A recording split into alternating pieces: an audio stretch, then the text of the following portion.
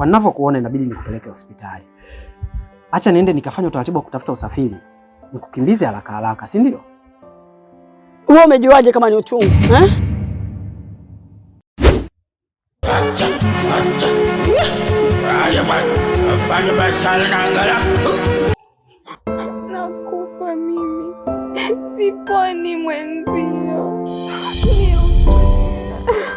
Mke wangu, hivi unajua unavyoongea hivyo mimi unaninyong'onyesha unajua.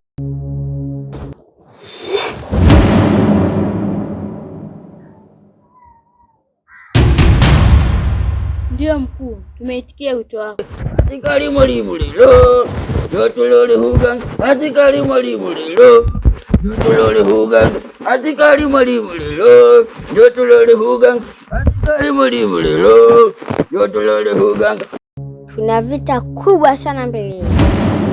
Vita ya kwanza ni kumuokoa mwenzetu na vita ya pili ni kumuua Mlulu haraka.